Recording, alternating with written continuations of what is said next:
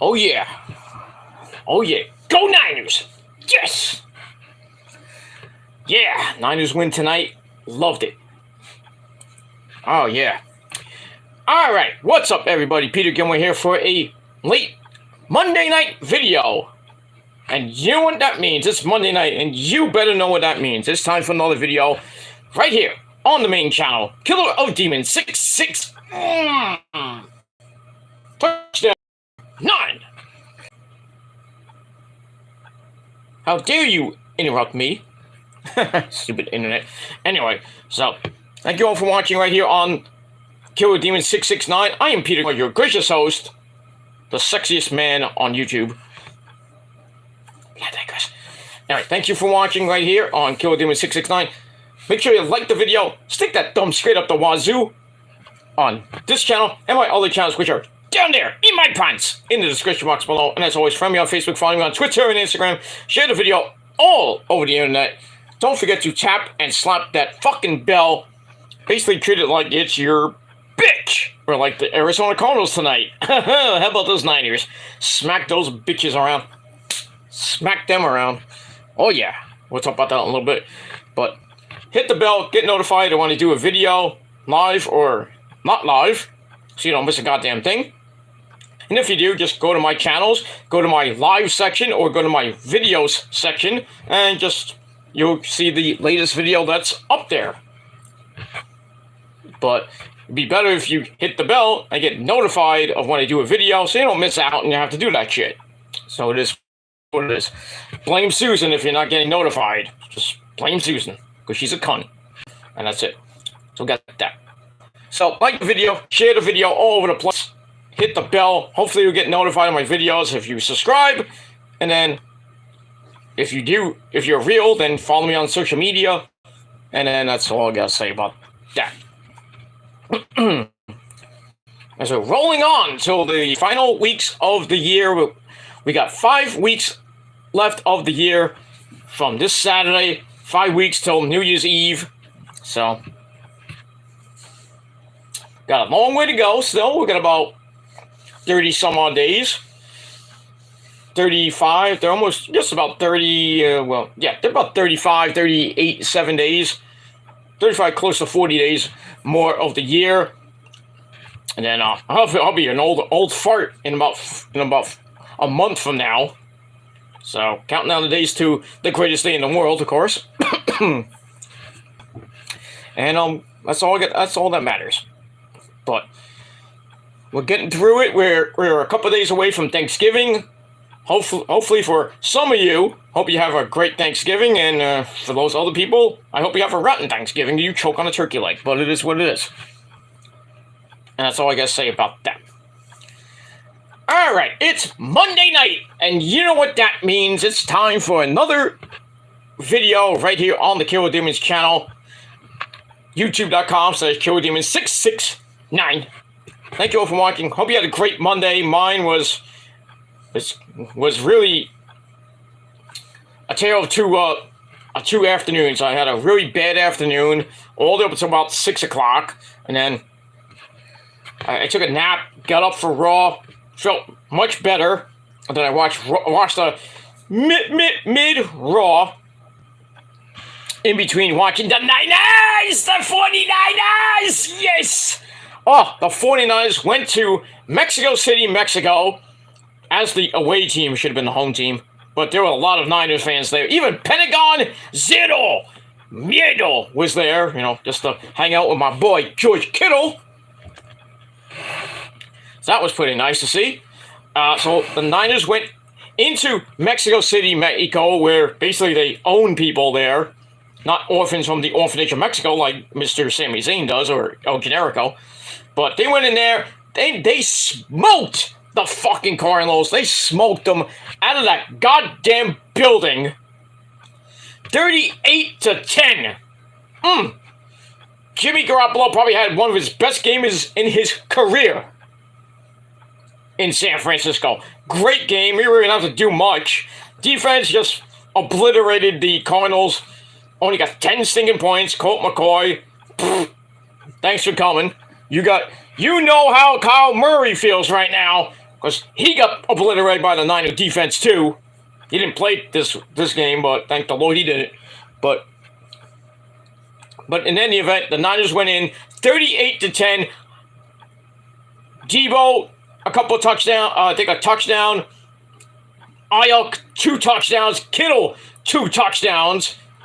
So, I mean, and a field goal by Robbie Gould, and, just because he's Robbie Gould, kicks them all. So, 38-10, Niners win. They are now in first place again this season. 6-4, 4-0 in the division. That says a lot about the NFC West right now. Because it looks like the Cardinals are starting to fade away and classify themselves as obsolete. And the Rams, who bought that fucking Super Bowl last year, how you looking now, bitches?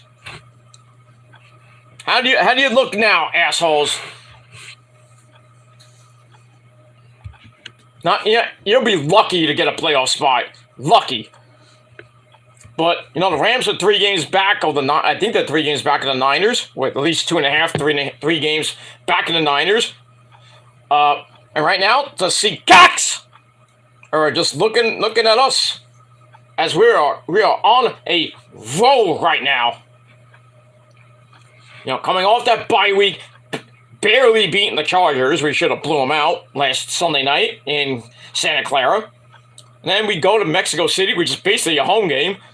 Blew the doors off the Cardinals, and now we go back to Santa Clara this Sunday to face those wannabe New Orleans Saints who beat the Rams this last Sunday. So not a gimme game for the Niners. It's gonna be a tough game, especially with that quarterback they have. So me and Will Rowley's gonna have a little bit of a Kit Kat on Sunday. Just when you lose, don't cry. Okay. Just saying. Because the Niners are red hot right now, and I love it. But got 2 more division games to go. December the 11th in Seattle, in that shithole in Seattle. That's going to be a little bit toughy. That might be for who wins the division.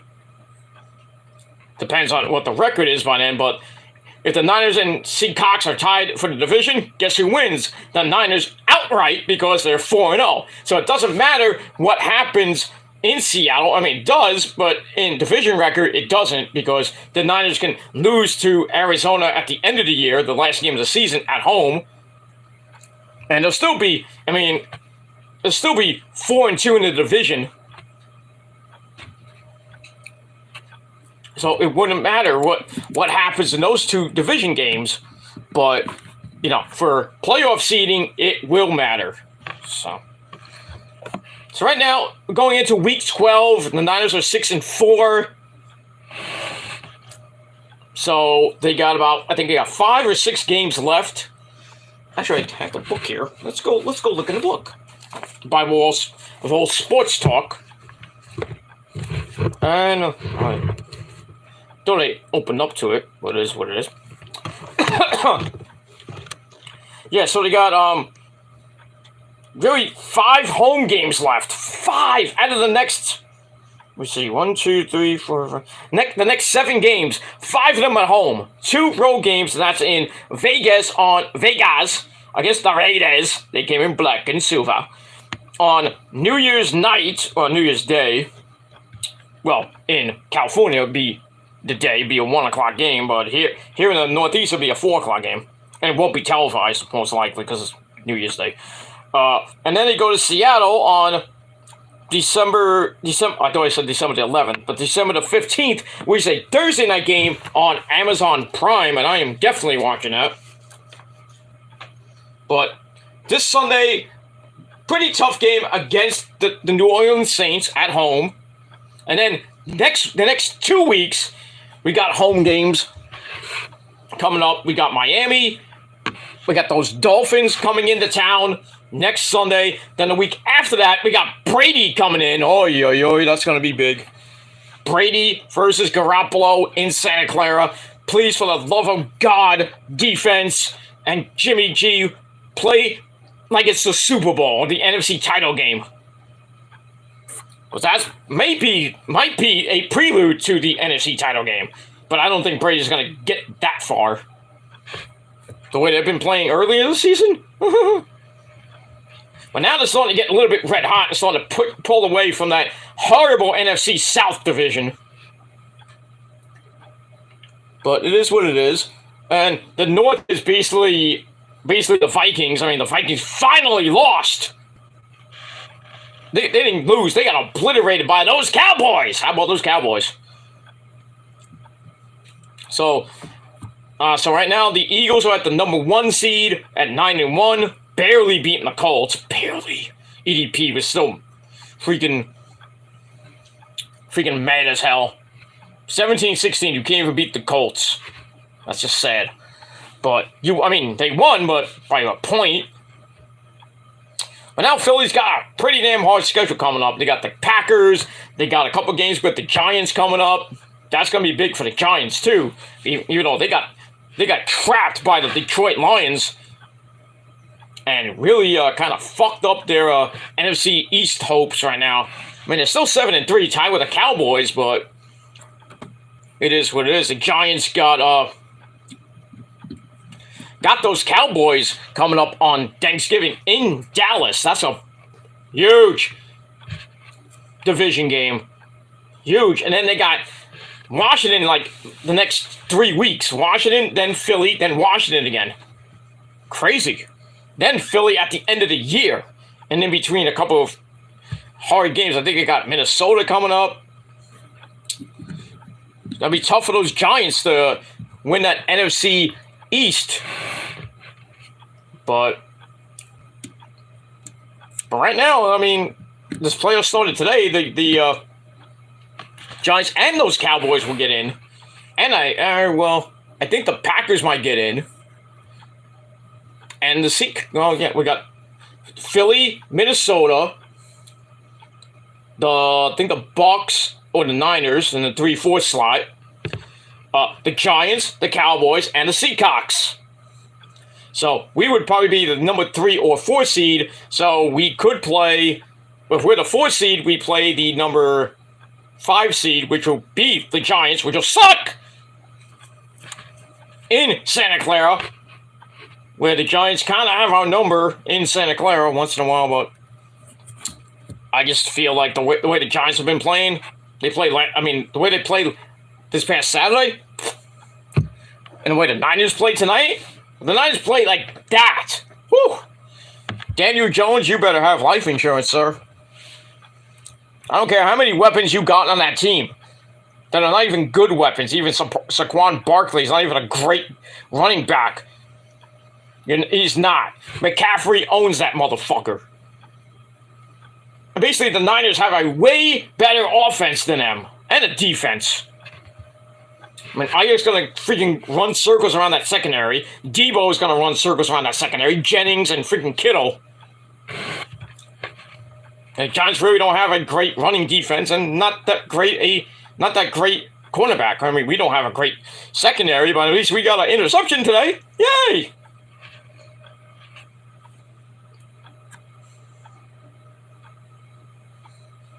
Man, it is what it is. Defense played a damn good game today. Bosa, a couple sacks. So, can you do that again on Sunday, please? That would make it real nice. So we go to 7-4 on the year. But we'll see what happens Sunday in Santa Clara. That game will be at 4 o'clock here, 1 o'clock there. But, yeah, I don't think it's going to be on TV because I think the Giants... actually, the Giants will not be on, so we might get, in New York City, a freaking Niners game. That's on Fox on a Sunday. But, I mean, we'll see. Yeah, they don't play, I mean... Let me go to the Giants. Yeah, because, the next game's not till December 4th, so they're not playing Sunday, so fuck them. So the Jets go, I know they will probably be... I know they play... They lost to freaking New England. 14 in a row losing streak to New England. Oh, boy. The way they lost on Sunday, God, it makes me... It's just the same typical Jets. Anyway, the Jets got the clock game I don't even know if that's on CBS. I hope it is. So at least maybe, just maybe, pray to the NFL gods that they play the New Orleans Saints Niners game this Sunday. But knowing the NFL here in New York and stupid idiots at Fox, they don't play the Niners all the time unless they're playing the Giants or the Jets. But it is what it is. So we'll see what happens on Sunday afternoon football, week 12 of the NFL, which begins on Thanksgiving Day with, I believe, the Detroit plays the early game, as they always do. I think they play the Bills. Then they got Dallas and the Giants at 4 o'clock. And then they got the night game. I don't even know what the night game is. I don't even care because I'm probably not going to watch most of it, even if it's on NBC. I mean, come on. So all major networks, well, all 3 major networks, ABC, well, not ABC, NBC, Fox, and CBS will get games for Thanksgiving. So you don't have to fire up the old NFL Network or the old Red Zone to watch it. So there you go. All right, let's not talk about the freaking NFL with the league where they play for pay. Some interesting things happening in other sports. The Yankees asking for medical reports for Jacob deGrom. What else is new? You're not going to get him. Stop. You're not going to get him. I don't give a shit. DeGrom is staying with the Mets unless there is heavy reports that the Mets are looking at Justin Verlander and a couple other pitchers. If DeGrom decides to go. But, I mean, I did read a report, I think on Twitter, that said that DeGrom might stay if the offer is the same. I don't know what that meant, but okay. I mean, it's just a matter of time before we hear something about Jacob deGrom. Probably be after Thanksgiving, I would think. Maybe the Mets will get a big Christmas present. That they signed deGrom. It's like $175 million deal for 4 or 5 years. I mean, we'll have to see. As far as Judgy Wudgy goes, there's a big story today that made a certain Puerto Rican diva, Issa, a little unhappy. Judgy Wudgy was seen in San Francisco, where he's going to be meeting with the Giants. I think it's either this week before Thanksgiving or sometime this week or this weekend. I don't know. Maybe next week. And the Giants are one destination that could pick up Judgy Wudgy. But, people saying that he's going to stay with the Yankees, which could happen. But, I mean, depends what San Francisco offers the guy. And if he goes, I would hope Jock Peterson says, hey, I'm going to go to New York, but I'm not going to the Yankees. Yankees don't have a right fielder. We're going to put Stanton in right field. Garbage.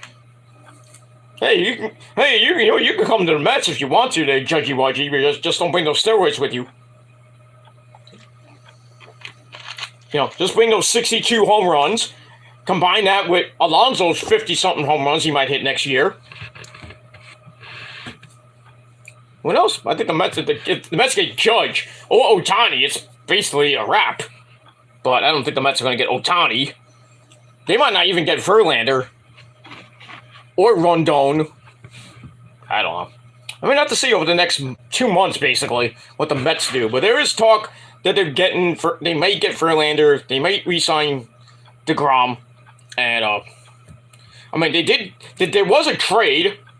They sent, prospects to the Marlins. They need any more prospects. We got a couple good pitchers that we can use in the bullpen.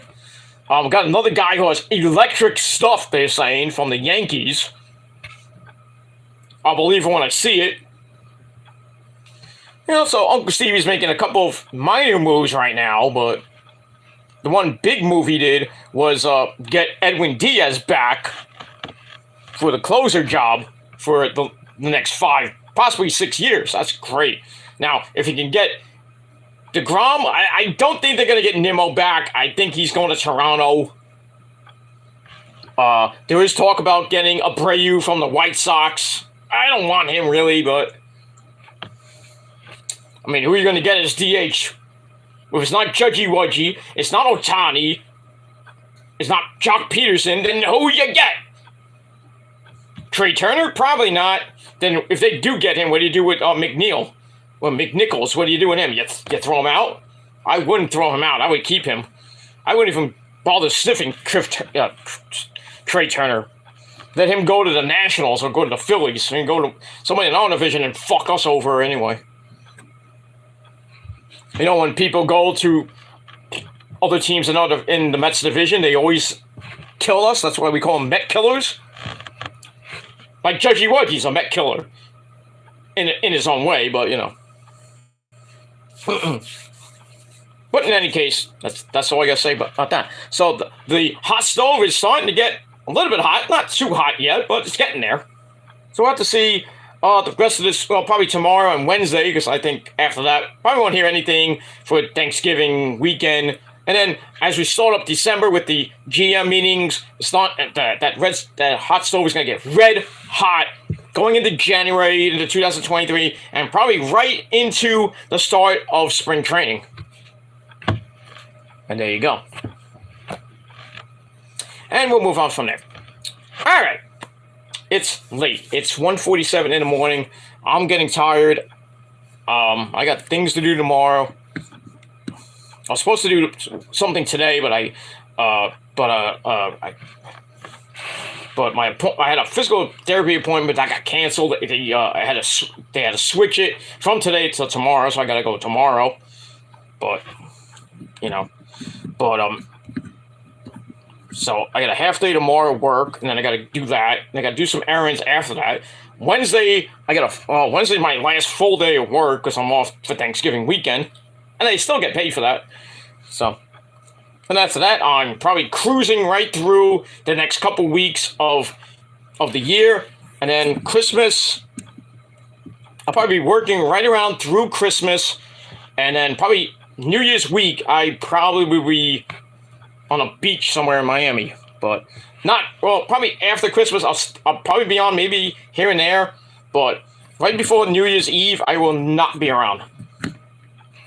Probably like that Thursday, I'm gonna be away, taking the rest of the year off. Probably around Christmas time or right before New Year's Eve, I will be off YouTube for a couple days. To celebrate the year in style on a beach in Miami or somewhere. Well, it won't be in New York, that's for sure.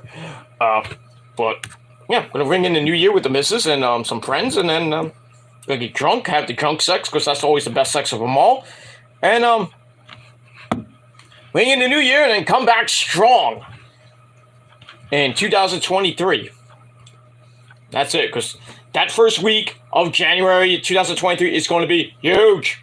Raw, NXT, freaking 2 nights of freaking Wrestle Kingdom, and Wrestle Kingdom is getting stacked. Oh, it's getting stacked. Kenny's back in New Japan, fighting Will Ospreay for the United States title. Woo! Are you kidding me? The Bucks might come back. There's a rumor that the Bucks might face off against FTR in Japan. Boy. I'd love to see that.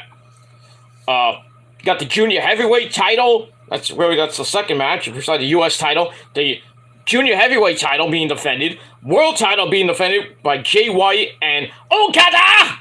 That's 3.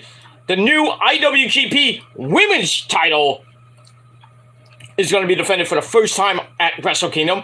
The new champion, Kairi Sane, my second wife, Kairi, is going to be taking on, I believe her name is, not Bull Nakano, but Nakuma Nakano. And there might be a third participant, but we'll have to see what happens, I think this weekend going into December. Might be a triple threat match for the IWGP Women's Championship. And then there's a 5th match.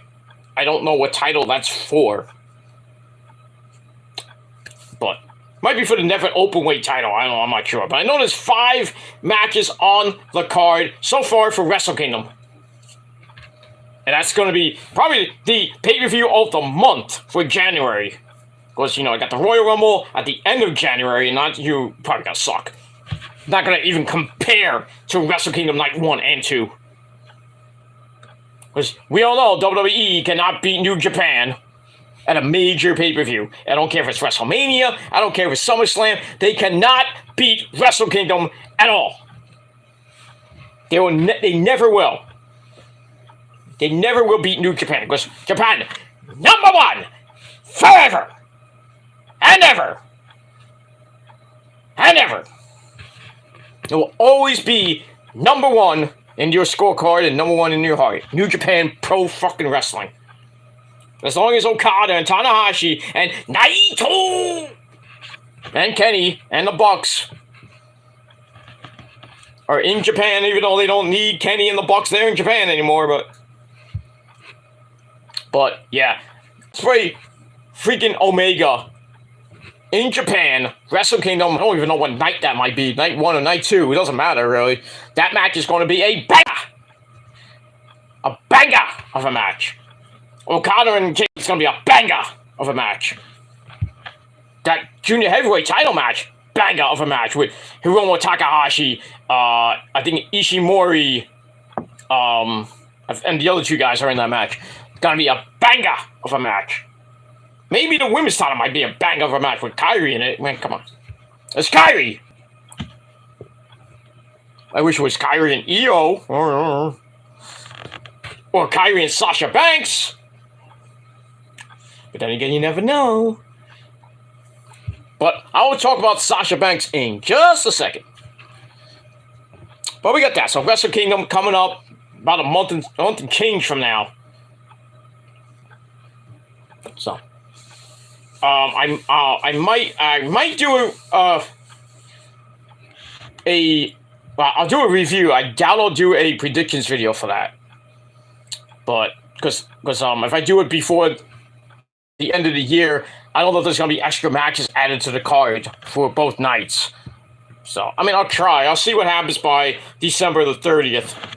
Or December 28th, actually, because I will probably be away for between the 29th and January 3rd. So, we'll see what happens with that. And we move on. All right, it's almost 2 o'clock. Let's get to this review. Let's not waste any more time. It is time, right now. I hope you're sitting down. I hope you have a cold beverage. And I know it's late, but you might have work tomorrow. I do, but I don't have work till like 10, 11 o'clock in the morning. So eat shit and die if you don't like it. But right now, it is time for your late, almost very late night, Monday night review for November the 21st, 2022. Or if you're watching this on the replay, you're watching this on November the 22nd, 2022. So there you go. And the chat room's open for you guys if you've been subbed to me for about a week or more. Come on in. Water's fine. But if you want to just watch me, then watch me while jerking off. Just remember to wash your hands and wash your sheets. And chew your blue chew. But I digress. Alright, so Raw tonight, the go home show before Survivor Series War Games this Saturday from Boston, Massachusetts. And the main event was Asuka and Rhea Ripley show, but this show was really mid. Wasn't a great go home show. And now all eyes are on SmackDown this Friday night, and I don't even know if SmackDown's even live. I doubt SmackDown's live. Why would it be live on Black Friday? Coming right off Thanksgiving, you have to go right to your, you go home to your families, and then you go get a hop a plane like a red eye just to get to the next destination, which is I think Providence, Rhode Island this Friday night. Shithole in America, but I digress on that. All right, so tonight we are live from the MVP Arena. No, MVP was there, but it's not named after him. But anyway, the MVP Arena in Albany, New York. And our commentary team, as of now, we had Corey Slave and that fine-looking lad, Kevin Patrick lad. Oh, yes, Kevin Patrick. All right, so we got that. Let me move on from that. All right, so we start off with the opening sequence, the stupid, goddamn, boring as fuck theme. When are they gonna change that goddamn theme? They changed it for SmackDown. It's even worse. Why did you take AC/DC out and put in? I have no idea what the theme is. Anyway. Alright, so we start off with that. We are live on Raw, and we start off with the prize fighter, the man from Medieval, Quebec, Canada, Kevin Steen, or as we know him, Kevin Owens. KO comes out to a pretty nice welcome, gets in the ring, and he says that he's joining War Games for the sake of one person and one person only, and it's not his best friend in the whole wide world, Sami Zayn. Even though he says, no matter what, me and Sami are like brothers, but we're going to deal with that later. So you would think that, he would be coming for Sami, the whole Steen Jericho type of thing, but, not now. Maybe later. Anyway, so the one person he's coming after is the Tribal Chief. We must acknowledge the Chief, Mr. Roman Reigns. So Kevin says if it wasn't for the Bloodline, the history-making title reign would have been stopped way earlier. Like what, last year? To you there, Kevin Owens, last year, but not this year. Anyway, so now he wants to take out the Bloodline, and so there is nobody standing between him and the Universal title. Actually, it's the Unified title there, Kev. Unified. But I digress. But really, do we want to see another Kevin Owens Roman Reigns match?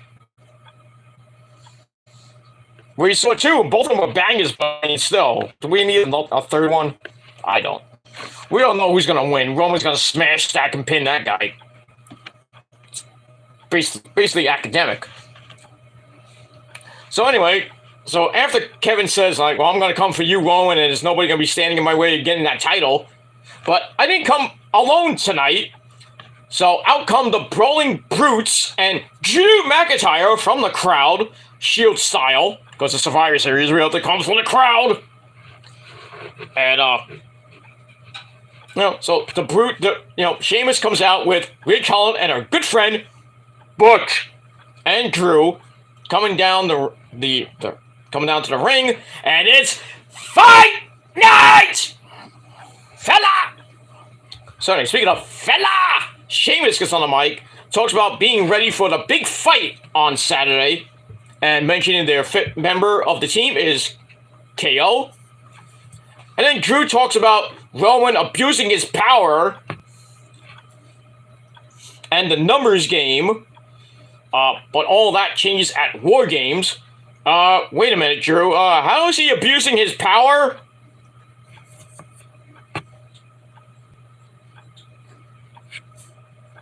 I'm confused. How is he abusing his power and the numbers game if it's a 5-on-5, you moron? You been drinking? Anyway, it's a 5-on-5, Drew, and really the Bloodline has your number, and they're gonna win, whether you like it or not. Though I have this really bad feeling that Sami's gonna eat the pin and start the eventual Sami goes bye-bye storyline, which will get nuclear heat for Roman. Not that he needs it, but it is what it is. That's that. So they're all ready for War Games, and then the music. I thought it was Imperium for a second, but the Judgment Day come out. So we had Fiend Balor, we had Damian Priest, and Dominic Guerrero. He's not Mysterio, it's Guerrero, right, Eddie? Oh, it's like my Eddie. You see my son, he look great, Essie. For a little bit. For a little bit, Eddie. He looked okay. Anyway, and his mommy, Miss Rhea Ripley, who is looking nice piece of ace right there. So they all come out. Dom gets on the mic first and tells them to go back to SmackDown. So, tells all of them to go back to, not all of them, but tells the Brutes to go back to SmackDown and say hi to his deadbeat dad, Rey Mysterio. God damn.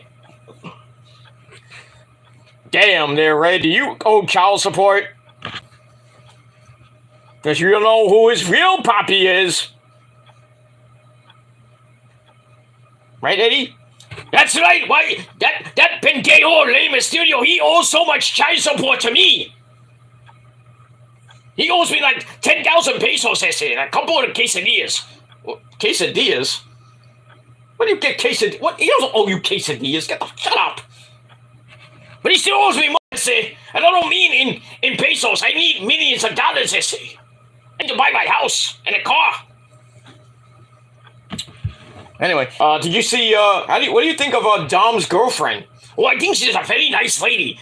Not as pretty as, not as pretty as Rhea Ripley, his mommy, Even Vicky Guerrero, that whore that I gave birth to, that Dominic, I don't know, I think she's a whore. Pero, okay. Whatever, that's creepy. Yeah, but Vicky Guerrero is not so good out. She might not look good, but she gave birth to Dominic Mysterio. There you go. Or Dominic Guerrero, sorry. Anyway, so basically, Dom tells him, hey, go back to SmackDown and tell my dad to give me some child support money.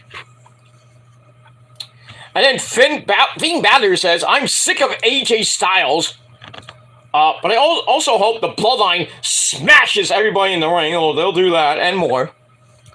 So Sheamus says that, yeah, my Irish friend, we only live 10 miles apart in Ireland.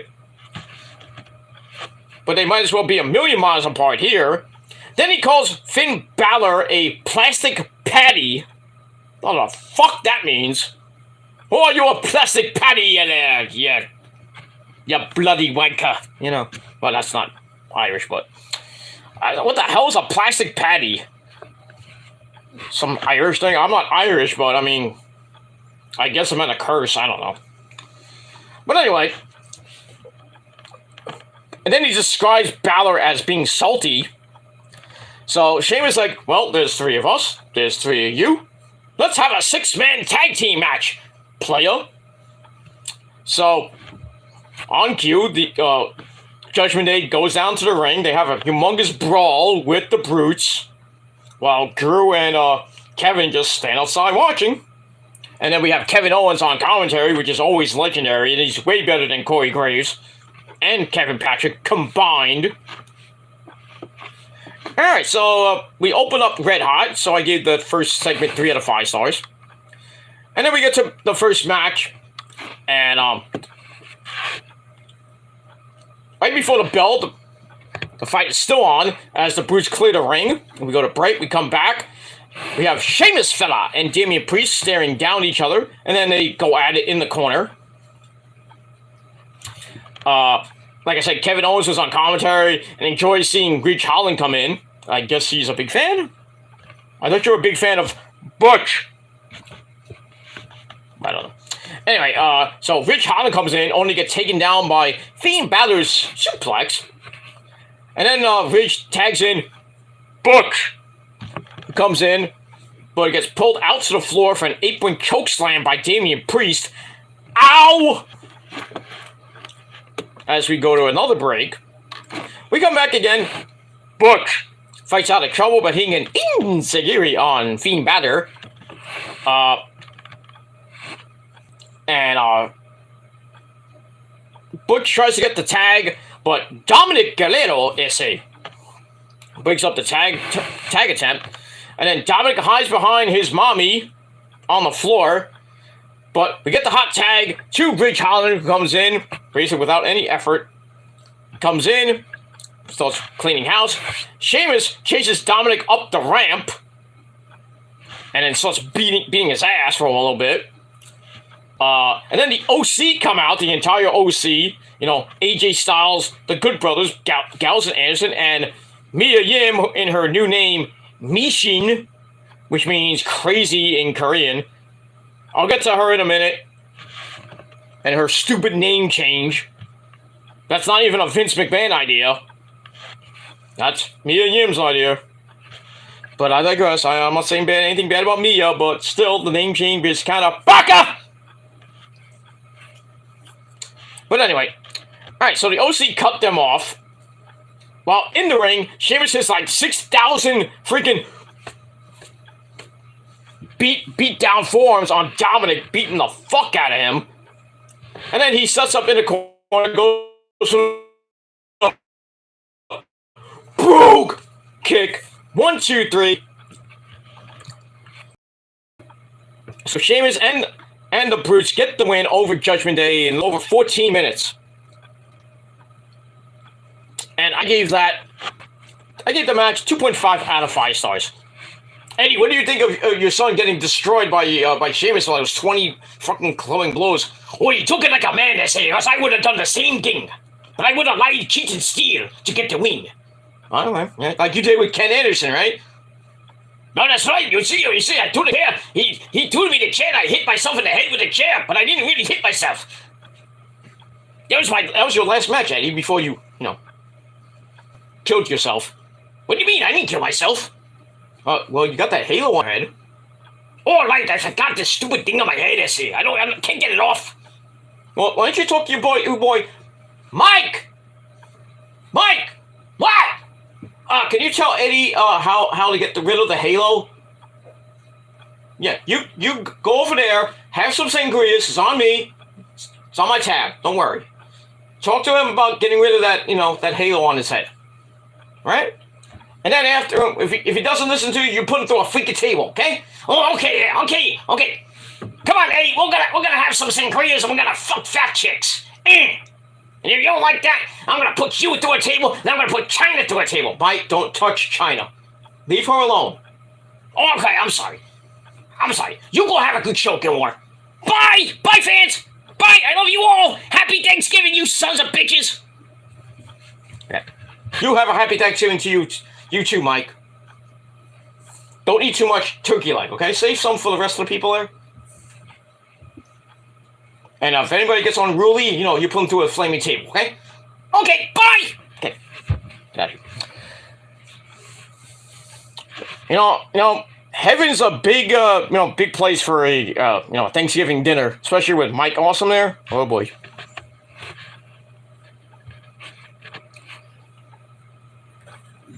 Not a good place if, because Mikey boy always wants seconds and thirds and fourths. Like, you call me fat? Mike, I didn't call you fat. I'm just saying you eat a lot up there. Oh, yeah, all right. I'll save you a slice. Oh, no, I don't want pie.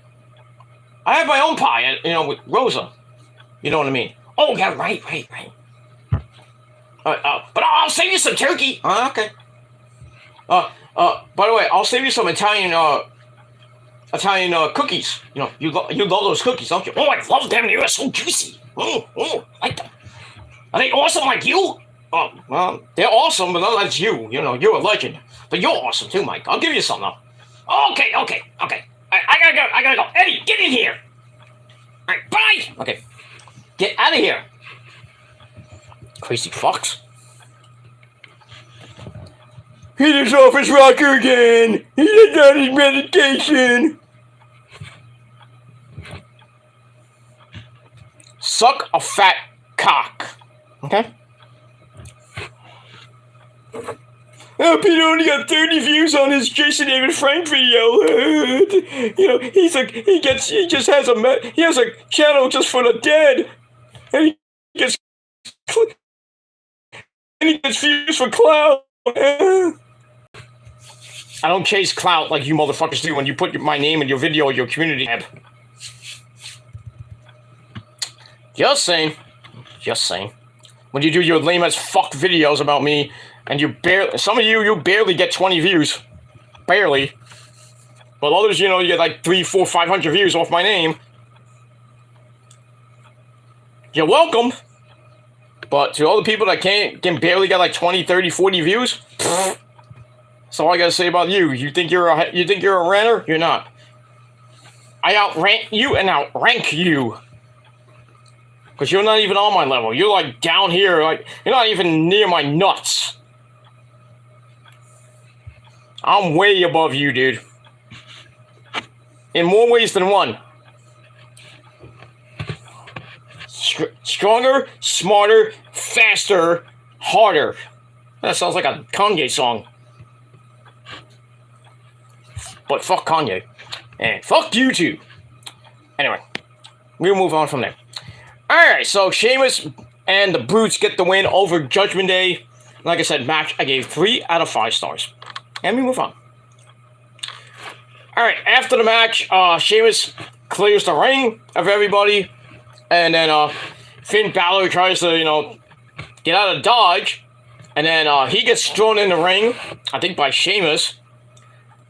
Actually, he was left in the ring, and he's yelling at Sheamus. And then Kevin Owens, who's on commentary, gets off commentary and sneaks up behind Finn Balor, and Balor doesn't see him until he turns his back. And then Kevin hits the stunner on him. Well, Drew McIntyre gets on commentary, like, oh, that was great! Anyway, just, it is what it is, That's it. I'm not gonna say anything more about that. But it looks like Team Drew, Team Sheamus, Team Brutes, whatever you want to call them, look like they're ready for War Games, and we'll see what happens on Friday night, where we got an advantage match. I think it's Butch. Who's in that advantage match? I think it's Butch. There was an advantage match, I think, for the men, but I forgot who's in it. Hopefully, I think the Bloodline will win that, so. But we'll see when we get there. Alright, then we go to the back with Kathy Kelly, looking very nice. She's with Johnny Wrestling, Johnny Gargano, as some of us call him, Johnny the Rat. But anyway, Johnny Gargano is ready to take care of The Miz later on tonight. Wants to do the right thing regarding his good friend Dexter. He says him and Dexter have an agreement to stay out each other's business. Because Dexter faces The Miz next week on Raw, and if he wins, he gets The Miz's money that The Miz owes, and he gets the contract. But if not, he out of here. But he's gonna win next week.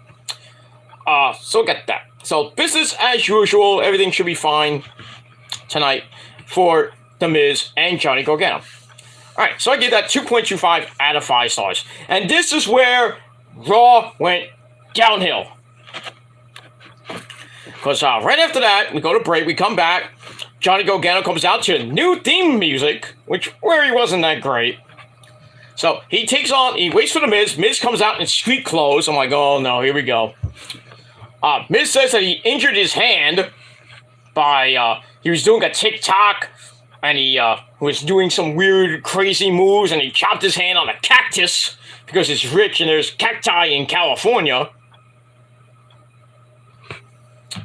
You're a pussy, Miz. You're a big pussy. And not as wet as fucking Maurice's. Not knowing from experience, I'm just saying. But anyway, he says, but worry not, I have an opponent for you there, Johnny. And I'm like, oh great, who's he gonna pick? Some schmuck? So, on cue, the schmuck comes out, and it's Omos, the big black diesel Omos comes out with MVP. And I'm like, oh boy, what? Really? Do we need Omos against Johnny Gargano? I mean, Jesus F. Christ on a pogo stick eating a box of crackers. Jesus Christ. This match sucked. So anyway, so Johnny Gargano and Omos basically was a mismatch. 3-minute suckfest. I could have took 2 shits and came back. The match would have been over. Hopefully. But anyway, yeah, Miz is on commentary. Omos kicked the crap out of him for a while. I mean, Johnny tried to get involved, but really didn't do much. He got dropped on the apron, got a little bit of a breather, which wasn't even enough because the Miz distracted him, and Gargano sends Omos into the corner, and then, well, he did a little bit, 3 basement super kicks. He goes to the top rope and dives right into a choke bomb by Omos. 1, 2, 3, good night, you're out of here. So Omos gets the win. The match I'll be generous, I gave 1 out of 5 stars. I really should have given this a dud. 0. But it is what it is. It was just bad. And then Miz is like doing all these faces after the match. Ooh, it's gonna hurt. Ooh, oh my God. Miz, you're boring. I'm sorry. You have a hot wife, but come on. What have you done for me lately? You've been boring as fuck for you the last few months. Maybe it's time to hang him up. Or at least just get ready for season 4 of Misses. Even though season 3 stunk anyway. But I digress. At least it's not. It's worse than that stupid show that came after Raw tonight. You know, with Nikki Bella hosting. Yeah, at least we see Gwen Stefani and Sheryl Crow. And a little bit of Sasha Banks before she left the WWE.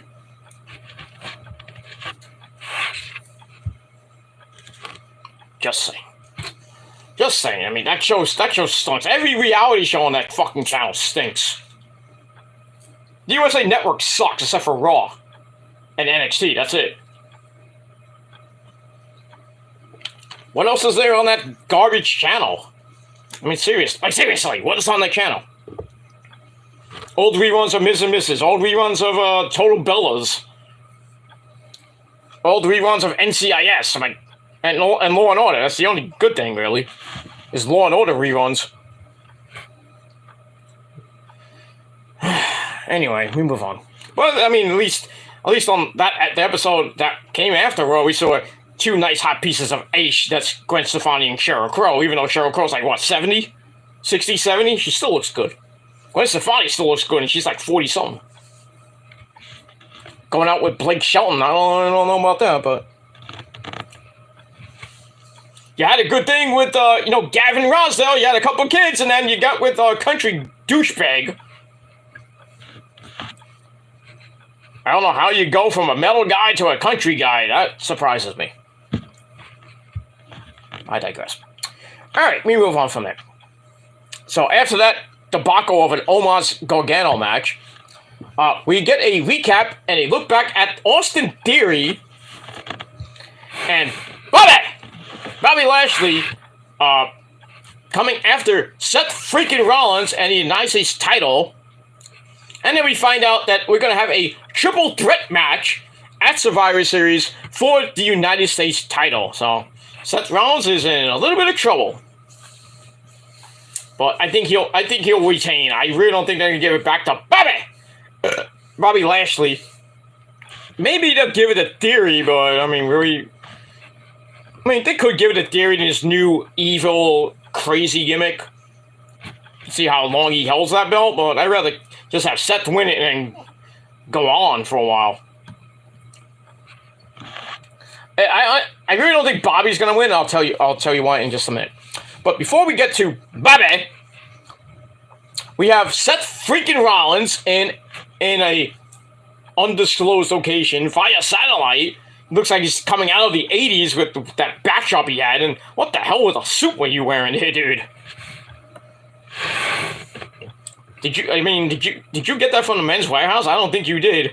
Because when you do go to the Men's Warehouse, and you buy a great suit, you want to look good for your lady, and you want to go out, and you want to impress the ladies, you go to the Men's Warehouse. Because when you go to the Men's Warehouse, which is always our sponsor, ladies and gentlemen, when you go there, well, we're guys, I don't think there's a... you go to the female warehouse, you can go to, wherever you females get your suits and good stuff from. But guys, really, if you want to impress the ladies, you go to the Men's Warehouse, whatever location you may be.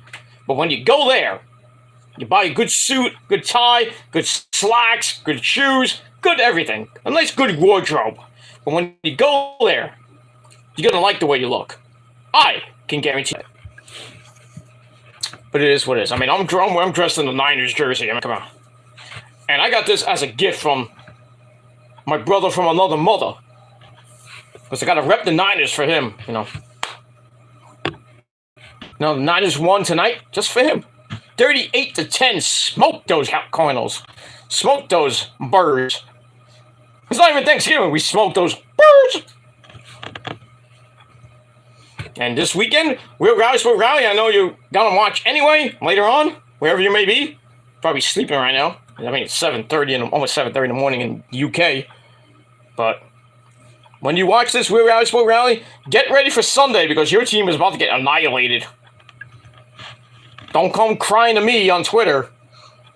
My team sucks. I'm like, You shouldn't be rooting for the New Orleans Aints. You should be rooting for a real winner. That's a team that has 5 Super Bowl rings. How many does the Saints have?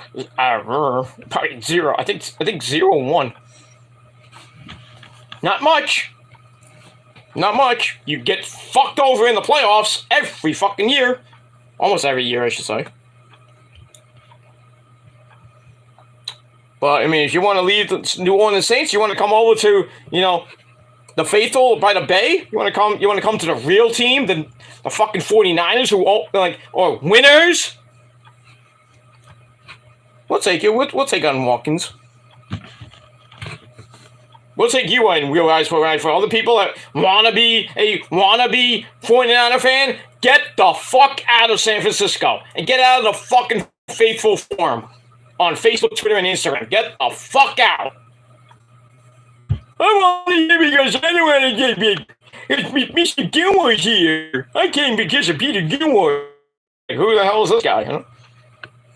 I didn't invite you fuckers in. Get the fuck out. Go for your fucking team. Why don't you go root for the worst team in the league, the Houston Texans? Well, you could be a Bears fan. Sorry, Malguli. Hey, you'd be like Otaku and root for a crappy Ravens team. But you wanna be on a team of winners? You root for the Mets. You root for the Niners. Even though the Mets choke half the time near the end of the season.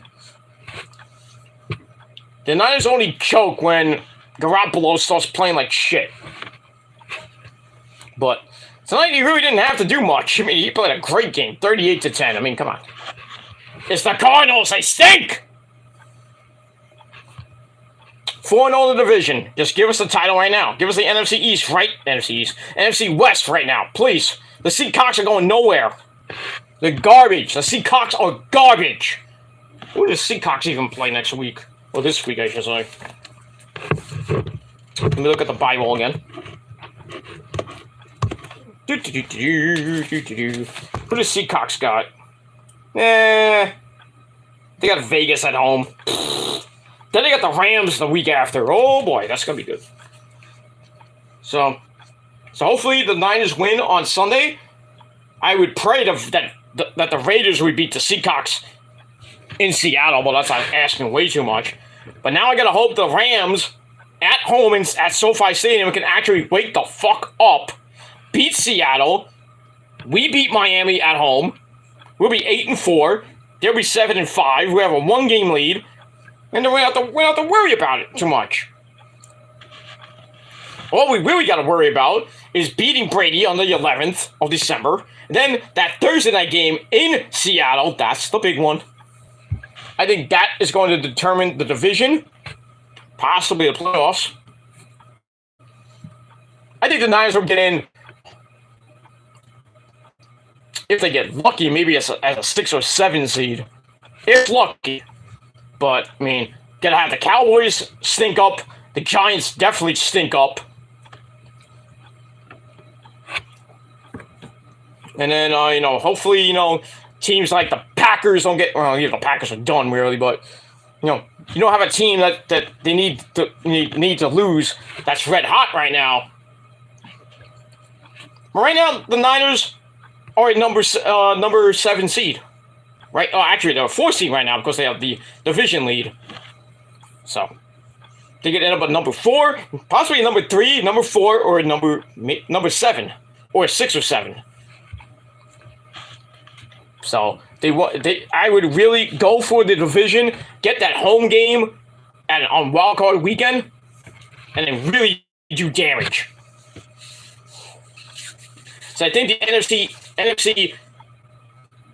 Well, yeah, basically the NFC is gonna go through either why don't you even say Pittsburgh? Philadelphia, that shithole in Philadelphia, or Minnesota. And the Vikings stink. Let's just point it out. The Vikings stink. I don't care if they're 8-2. You see how bad they got destroyed by the Cowboys? I mean, it was so bad at CBS. I was like, oh, we can't put this game on anymore. Let's go to the Bengals and the Bungles game again, and the Pittsburgh Steelers. It was so bad they changed it to that. Even though CBS got in trouble for that. Just saying.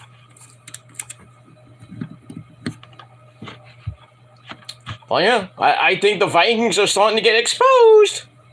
And then eventually the Eagles will fall down to earth when the playoffs started, especially when they face the Niners. I don't care if it's in Philadelphia. In January, there's like 25 inches of snow on the ground. We still can win in the snow. Well, we proved that last year. We proved that in Green Bay. Of all places, Green Bay. We won in the snow. Because Rodgers still fears us. He still fears us. That's why he ain't making the playoffs this year. Because his team stinks. So Rodgers, go get that discount double check and retire, motherfucker. And then while you're at it, take your boy Brady with you. Because he ain't coming to San Fran. Fuck him. Fuck that overrated, deflated balls piece of shit. Brady can suck my fucking cock, okay? Fuck Brady. And fuck his fans too. And fuck the rest of the Tampa Bay Buccaneers. 2 weeks. You're done, Brady. You're done in 2 weeks. I hope fucking Nick Bosa breaks your fucking ankle. I really do. Fuck you. You overrated bitch. Take your 6 rings and go fuck yourself. I would say go fuck Gisele Bündchen, but she's now fucking somebody else. Ha! What are you doing? You're playing with your deflated balls because you can't get another woman. I feel sorry for the girl that gets with you there, Tom Brady. I really do. She's gonna have to put up with your ass and your deflated balls.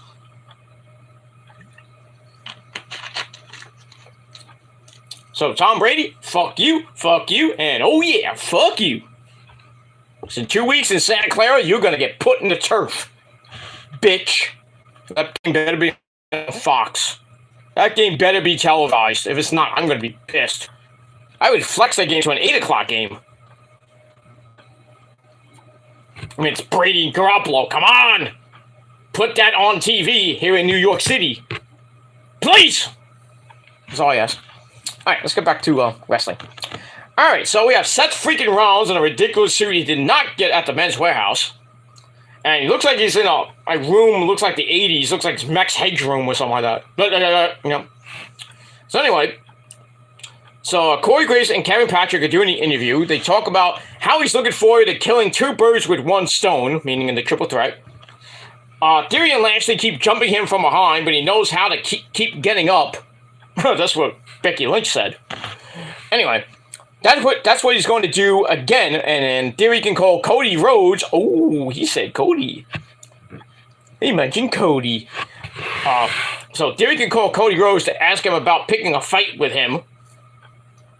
So he mentions they aren't in war games, but they're going to be in a war because none of them like each other. Well, that's given. Seth says I'm one. Excuse me. Hold on a second. I think Seth says I'm 1-1 or 1 of 1. I don't know what I meant, but he says after Survivor Series he will still be the United States champion, and I think he will. But we'll see what happens with that. All right, and then after that, they go right to Austin Theory, who is watching in the locker room. And he says, I'm sick and tired of all the disrespect, so you need to put some respect on my name, like Mandy Rose said in NXT.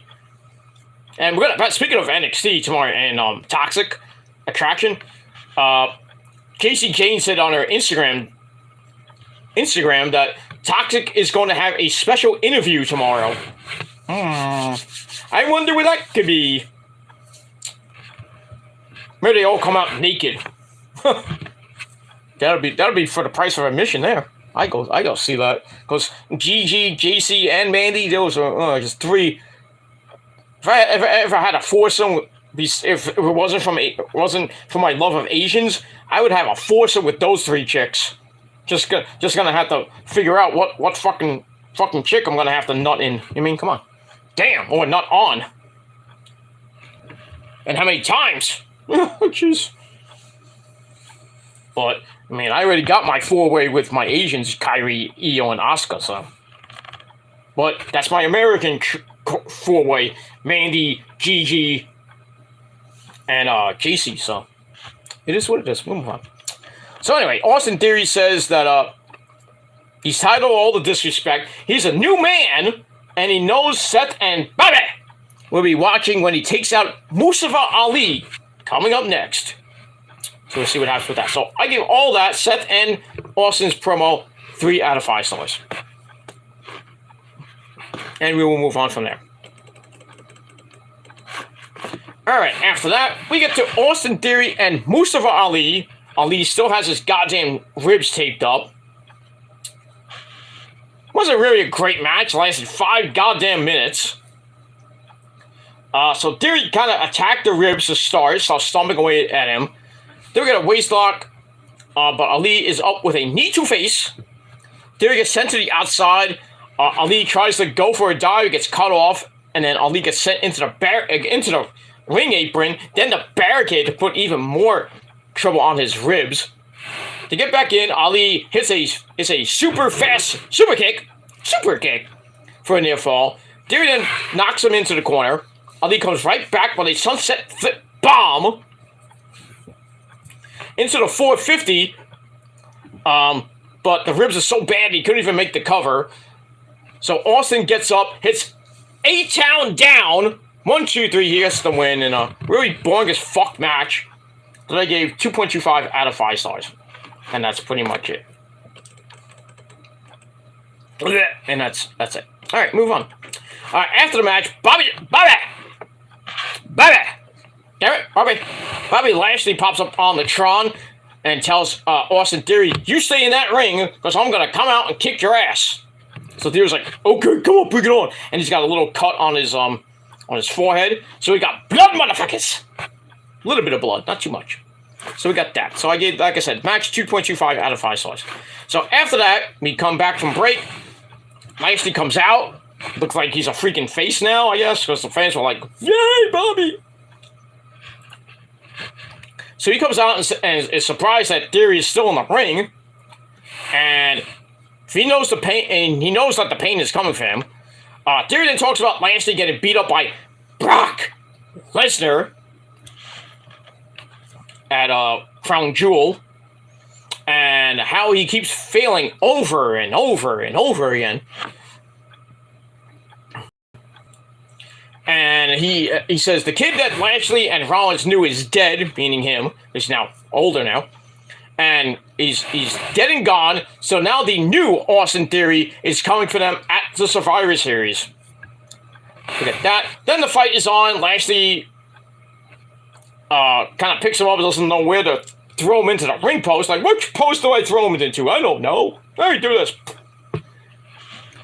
Theory then hits Lashley with a chair, basically doing nothing. Theory then runs all the way to the back. And then we see Lashley running after him. They get to the gorilla position. Theory then jumps Mustafa Ali, throws him at Lashley, and then he runs off to the, well, I guess more into the locker room area, or, wherever in the back. So Ali then shoves Lashley. He's like, "What the fuck you, man?" So Lashley's like, "Oh, you want to do it like that? Well, I'm gonna beat your ass." So Lashley takes Ali, beats the crap out of him in the gorilla position, takes him all the way into the arena by the stage, and then puts in the hurt lock, and then referee and agents have to stop this crap. So that was kind of a waste of going from the gorilla position where you just could have just locked it in there. You have Hunter and everybody's like, "Oh, gotta stop him already." And then you just go to the arena just to see, "Hey fans, look, I'm gonna put this schmuck in the hurt lock." Dumb. So I gave that 2.25 out of 5 stars. Alright, then we get to our next match, which was supposed to be Elias and Chad Gable. "Oh, thank you! Shush! Shush, please, oh, thank you." So, they come out first, and then it turns into what was supposed to be last week's match, a tag team match player, with Otis and the weed man himself, Matt Riddle, in there, but it was there was what was it last week? It was Matt Riddle versus Otis, and Matt Riddle got his butt kicked. So we got that. So then we get to this tag match, which lasted way too long, almost 16 goddamn minutes. It was also with Elias trying for a wrist lock on Gable that didn't go that far, and takes him down into an armbar. They get back up. Elias clears the ring without any trouble. We come back. Riddle gets a near fall on Gable, but a shot to the arm takes him down. Otis and Gable take turns on the bad arm. Gable hits a beautiful belly-to-back suplex for a near fall. Then a dragon screw leg whip takes the Weed Man down again, but he comes right back and gets the hot tag to Elias without any trouble. Then we get an assisted Broton on Gable and Otis gets knocked to the floor. Elias dives off the steps, but that gets broken up, and Otis drives him into the barricade. Ow. Gable then German suplexes Riddle onto the apron. Ow. And then we go to break. We see Riddle like, oh my god, that hurt. Then we come back again with Gable driving Riddle face first into the mat. Otis gets a near fall. Riddle then fights up and gets the hot tag to Elias, who cleans house. Hits the Hangman's neckbreaker for a near fall on Gable, but Gable hurricanes his way out of a sit-out powerbomb. Otis comes in for a reverse DDT. Gable adds a top rope headbutt for a near fall as Riddle makes the save.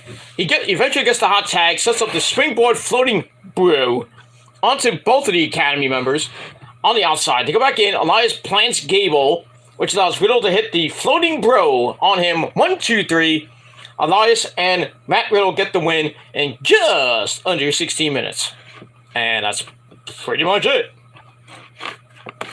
So I give the match 2.25 out of 5 stars. Kind of went way too long.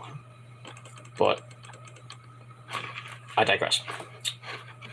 Alright, after that, we go to the back where we have another poker game going on. We have JBL and Baron Strowman Corbin. They're playing poker again. This time, Akira Tozawa is not there. Thank the Lord for that. They complain about Akira Tozawa winning last week.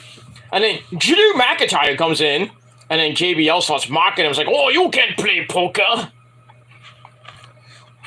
So that results in Drew challenging Corbin to a match. And then Corbin's like, well, why don't we do it right here, right now? So McIntyre's like, okay, I'll see you in the ring. Bump! Knocks him right in the face. Sucker punched him. I'll take that as a yes. So we get that. So I don't care about that. So I give that 2 out of 5 stars. Alright, then we get a video on the men's War Games match. And then a Survivor Series rundown. So if you missed that, you missed it. Look at that. Alright, then we get the Baron Strowman Corbin and Drew McIntyre. As JBL is on the outside. I thought it would be on commentary. This match lasted way too long. Almost 18 minutes. What is with these long-ass fuck matches? I don't get it. So it's also with JBL, with Corbin, who bails to the floor. Then a cheap shot lets Corbin take over. Drew, they slug it out. Drew wins that exchange. They go to the outside. McIntyre sends Corbin over the barricade and then drops him on the announcer's table. Did I hit Corey Graves? Damn. And then JBL distracts Drew, which lets Corbin get in another shot.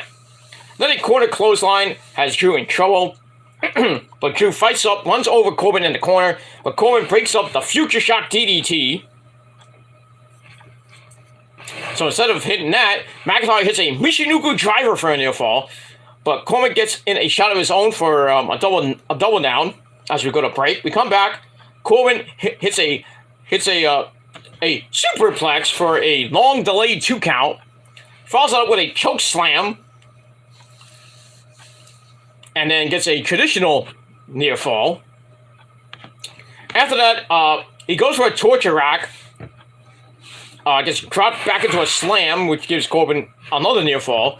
Goes for deep 6, gets another near fall, so here's basically his kitchen sink, and still can't put Drew down. And then Corbin starts yelling at the referee. And then Akira Tozawa comes out with really weird looking shorts. Now he has blonde hair. And jumps into JBL's arms. And then he steals his hat and he tries to runs into the crowd. And JBL's like, hey, get back my hat, asshole! And Cobra's like, hey, what the hell is going on here? So that distraction led McIntyre to hit the Claymore. 1, 2, 3, he gets the win in just under 18 minutes. Match I didn't give 2 fucks about, and I gave it 2.25 out of 5 stars. So I don't know why they're doing a Corbin-Tozawa feud or whatever it's going to be. I could care less. 2 guys in catering, nobody cares about. Let me move on. Alright, after that, we were going to get Kathy Kelly with the OC. So we had the phenomenal AJ Styles, Gallows and Anderson, the Good Boys, the Good Brothers, and Mia Yim, who's now known as Mishin, which in Korean means crazy, local. And I'm like, and it's on the official roster page now. Her name is now Mishin, which is stupid, because people are still calling her Mia Yim on commentary. Mishin, that sounds so baka! Baka! See, Asuka and Io were right. Everything in WWE is baka! Baka, baka, baka, baka! Baka! Bitch! That promo is just probably the promo of the year. But I digress on that. Anyway, alright, so the OC is there. They're talking about the Judgment Day. AJ says, I'm ready to take down the King, Finn Balor, on Saturday. And then Finn Balor comes in and says, I'm ready for you, and I'm going to kick your ass. And then the entire Judgment Day comes in, and you have a big, humongous fight. Even Rhea Ripley and Mia Yim, Mishin, what the fuck want to call her? They come in, they start fighting, they brawl all the way to the floor, then the back, into like the parking lot, and they start fighting around a rental car. Like, Gallows is getting destroyed by Damian Priest, like slamming the freaking driver's side door on the Luke Gallows while everybody else is fighting around the car. Then agents and referees come out like, where the fuck were you guys the whole time? And then everything breaks down and everything is settled after that. They break everything up. Like, but what the fuck were security and the referees the whole time? Were they eating a big steak in Titus Catering? Like, what the fuck, dude?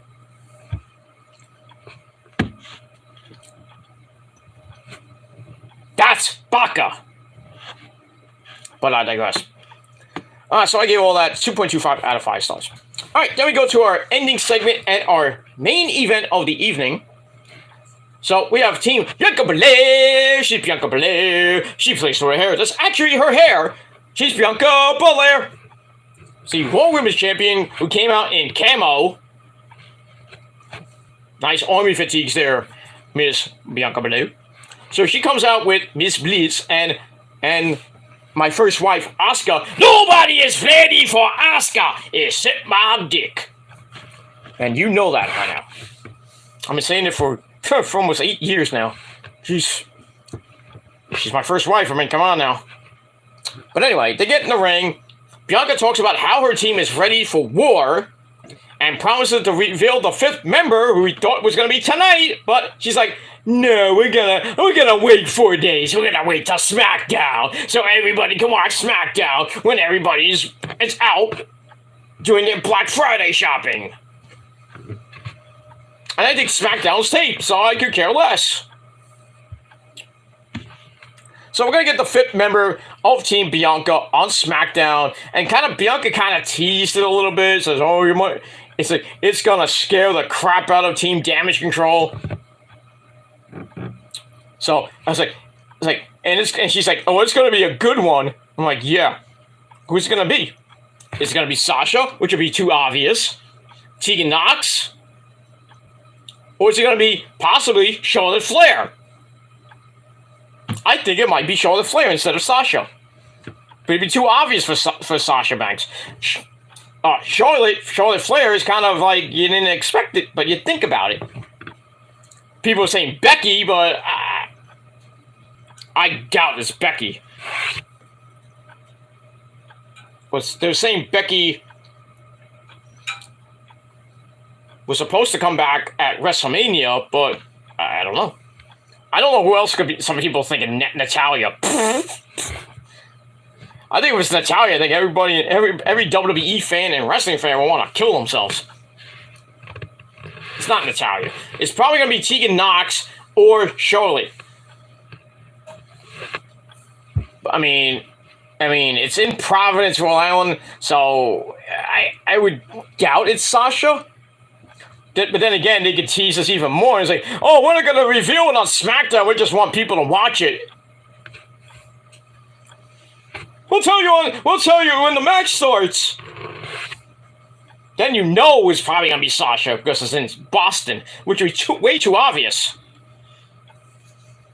So I'm thinking it's either Tegan Nox or Charlotte Flair.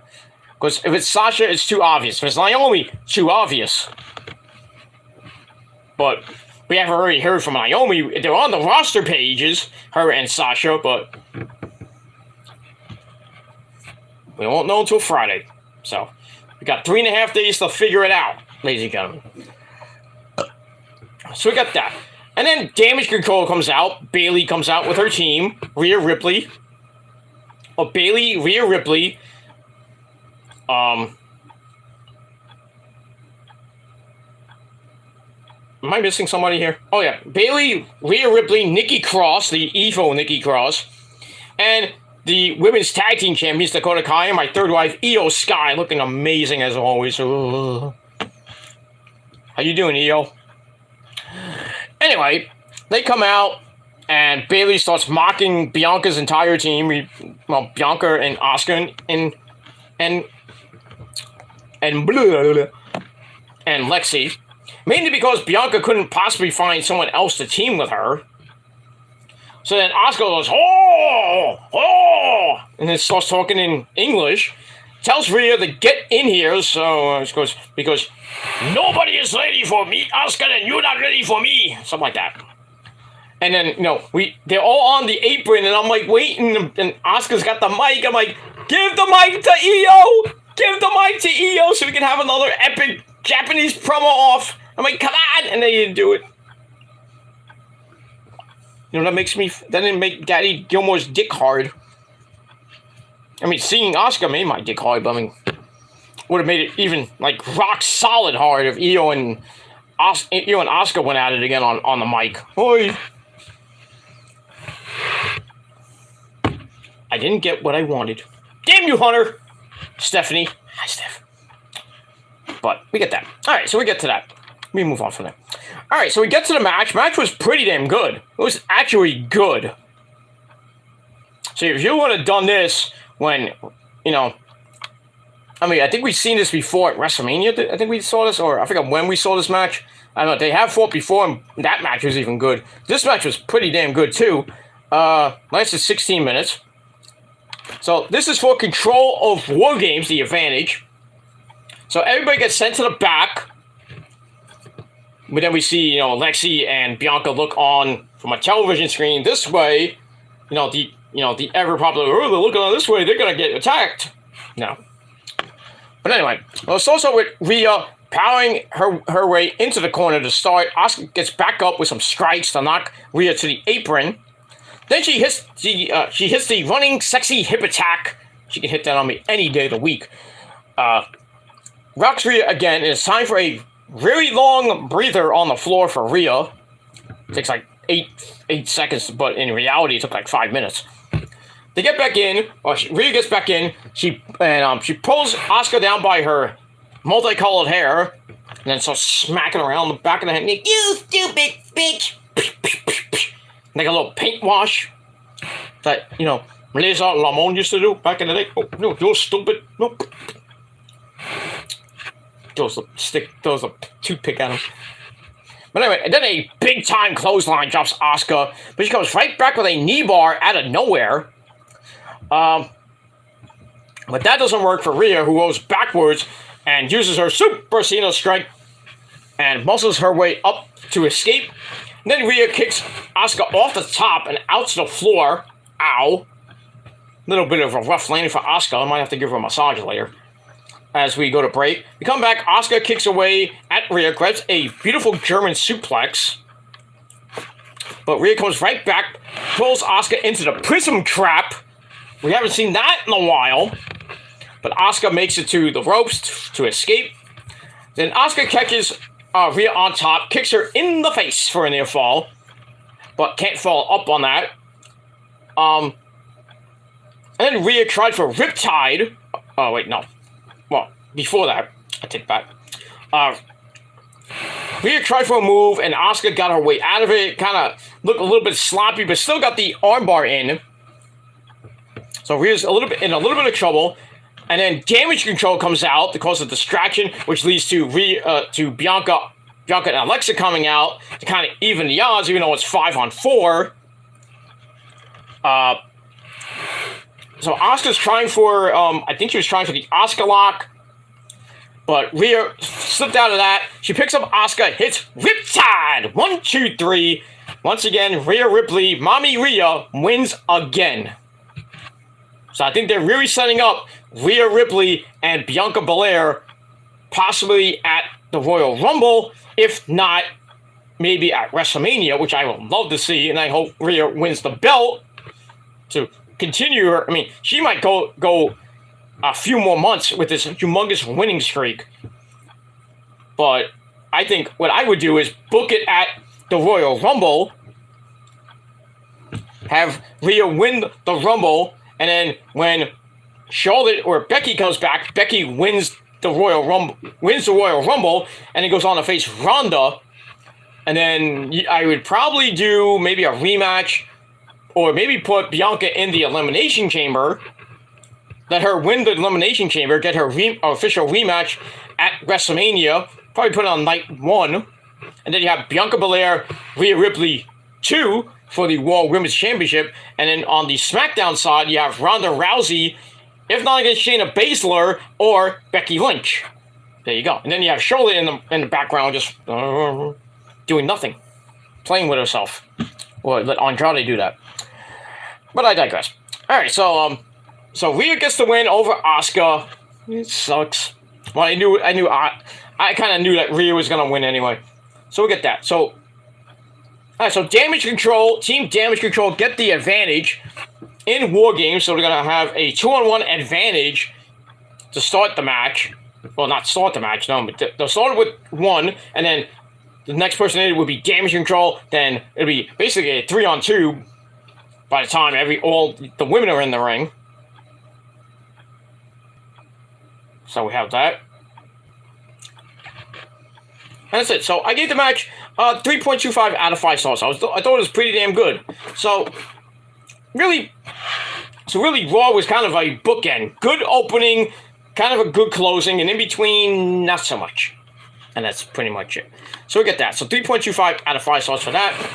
After the match, we got a humongous brawl with all the ladies. Mia Yim finally comes out to join the party. She goes after Rhea Ripley. Throws a... She goes into the crowd with Rhea. And then Asuka goes up top and hits a big dive to everybody, leaving them all laying. And then we run down the card again. And it looks like the women finished up whatever they're going to do.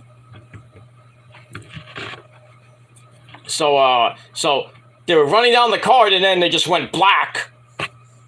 Because the rundown of the pay-per-view went too long. I don't know, why did you do that at the end of the show? We heard it before earlier. Now we're getting it again at, just so we can go to 11 o'clock. I mean, you had 2 minutes. You could have at least maybe teased who the fifth member of Team Bianca was. Stupidity. But it is what it is. So it ends Monday night. And, like I said, tale of basically two halves. Good first opening segment. Great closing. And in between, it didn't flow that great. So I gave it a kind of par for the course here, right? Not even a right down the middle, daddy. But I gave it a par for the course, 6 out of 10 stars. A pretty mid show. And as always, go-home shows are not really that good. So I can only imagine what SmackDown is going to be this Friday night.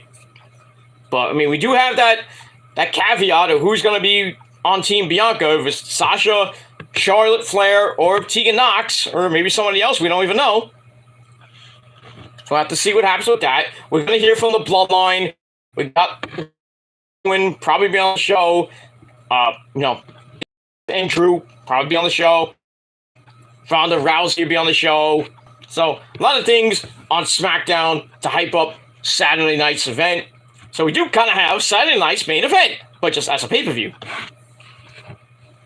Now, all we need is Animotion doing the theme instead of, Ozzy. I can't really complain about Ozzy, but I mean, he's got 2 themes for Survivor Series. He's got War Pigs by Sabbath, and he's got Parasite with Tony Iommi on the track from his great album, Patient Number 9, which you should all get right now.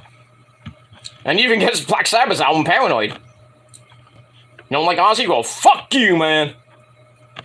And that's all I gotta say about that. And that's it. Alright, so 6 out of 10 stars for Raw. That's it. Alright, I'm out of here. Peter Gilmore signing off. Peace out. Rock on and rock hard with your coat. And if you're not down with that, you sanctimonious sons of bitches, well, you can suck a fat cock, choke on a turkey leg, and have a rotten Thanksgiving. Because we're the prophecy, we're the martyr, we're everything, we are better than you, and you know it. And if you're not down with that, that's just too goddamn bad. Because we got 3 words for you. Fuck you, man. And that's it. Alright, I'll be back tomorrow night with my NXT review, and then on Wednesday night for Dynamite Thanksgiving. And then I will take Thanksgiving off, obviously. And then we'll be back Friday night. Well, actually, Friday. I'm off Friday, so because I have a short week, so I will be back Friday. I don't even know when Friday, but well, actually, I would probably be Friday's a little bit toughy because we got Rampage at 4. And then we got SmackDown at 8. So probably after Rampage, probably around 5 o'clock, 6 o'clock, I'll do my Survivor Series predictions on TSL 45. And then late Friday night, your SmackDown Rampage review right here on the channel. And then on either late Saturday night or Sunday afternoon, I'll be doing my Survivor Series review on the Peter Gilmore channel. And that's pretty much all I gotta say about that. So that's your week of videos. And if anything major does come up, hopefully not on Thanksgiving, because I'm not gonna do anything on Thanksgiving. But I'll be eating a lot of food, watching some football, not giving a crap about you monotonous turds out there. Because you can suck on a turkey leg and then suck my dirt. But it is what it is.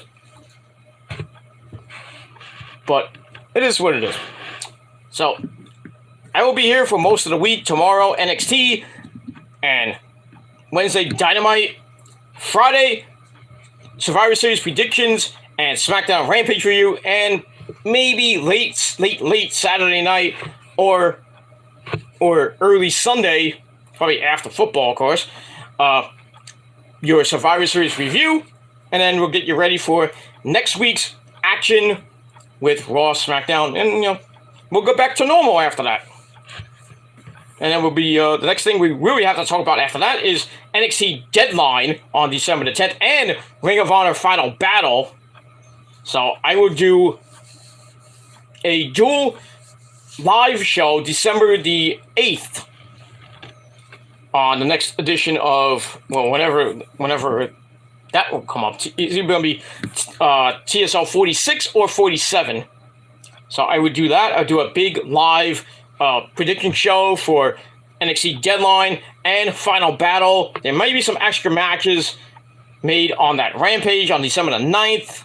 So if there is, then I will add it in the comments section on that video when I do that video. So that's it. Alright, everybody, thanks for watching. And until next time, motherfuckers. Like I said, we got 3 words for you. Fuck you, man! Adios, bitches. And I'll see you again next time. Bye! Empty button!